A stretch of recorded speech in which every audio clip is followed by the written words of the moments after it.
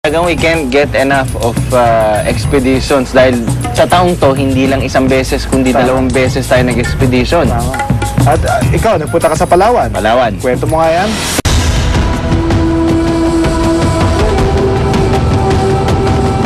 Irrawaddy Expedition naman, sobrang galing lang niya dahil pero first time ko maka-encounter ng ganitong klaseng dolphin, hindi lang siya naiiba feature-wise dahil wala siyang beak, wala silang nguso round lang yung ulo nila.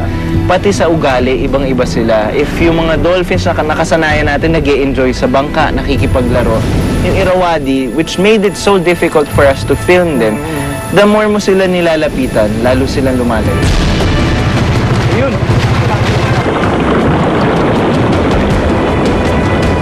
Pinatay natin yung makina kasi medyo, eto malapit lang yung sighting natin, no?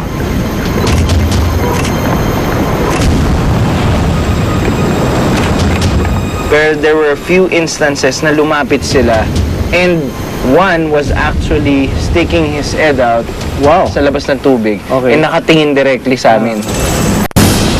At hindi lang ito ang pinakamaganda naming kuha dahil sa pamamagitan ng aming video, meron kaming napatunayan. Sa mga videong ito, kitang-kita ang mag-inang Irrawaddy na magkatabing lumalangoy.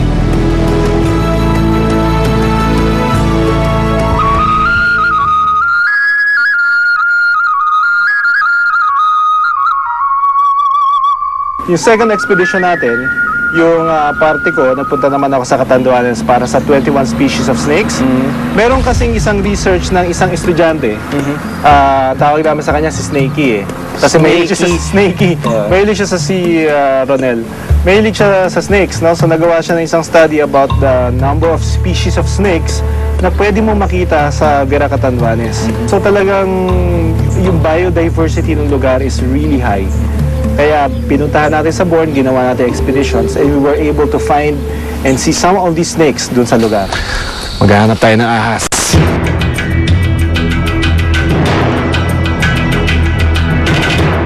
Pero sa di inaasahan, Ouch! Ouch! Ouch!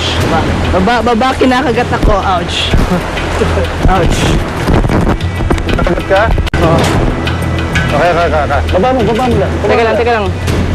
Yung terrain kasi bundok. Bundok na naman tayo. So puno, akit ka sa mga batos, lusong ka sa putik, saka sa tubig, no? So medyo mahirap, physically challenging for, naisip ko nga parang mas mahirap pa itong ginawa ko dito kaysa doon sa isang reality show na ginawa. Talaga? Oo, I'm sure. No, honestly, it's physically challenging kasi yung mga, tapos dangerous pa kasi you have snakes all over you. at sa mga ahas na aming nakasalamuha, hindi namin inaasahan na makita ang kanilang hari.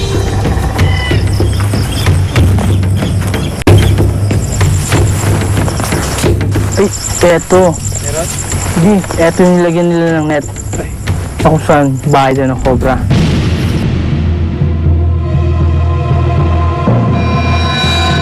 So, meron tayo nakita na adult na king cobra. Nung nagtanong kami sa lugar, matagal na namin yung nakikita dito. Yung ganong kalaki ahas. Yung ganong klaseng ahas, yung ganong kalaking ahas, madami na kami nakikitang king cobra. Pero pinapatay. Pinapatay. Marami kaming naipakitang bago dito sa Born to be Wild. Kaya na lang ng bagong species ng palaka at tuko sa biyak na bato. At dahil nga bagong species sa mga ito, naipalabas din ang mga balitang yan sa ibang bansa. Wildlife veterinarian Dr. Fritz Recio of GMA News Manila was along for the ride. The Philippines is considered a mega biodiversity country, home to a vast number of flora and fauna.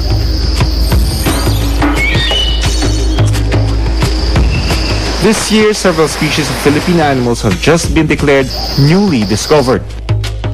In April, scientists named a new species of reptile, the Varanus bitatawa.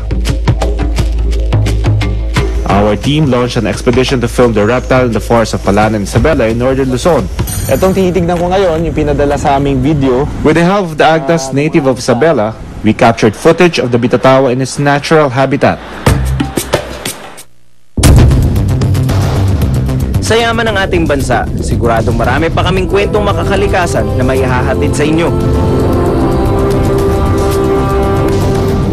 Dahil dito sa Born to be Wild, naniniwala kaming ang pangangalaga sa kapaligiran ay isang masaya at makabuluhang adventure. Ako si Doc Fertz Resio. Ako si Kiko Ruscha. Born to be Wild.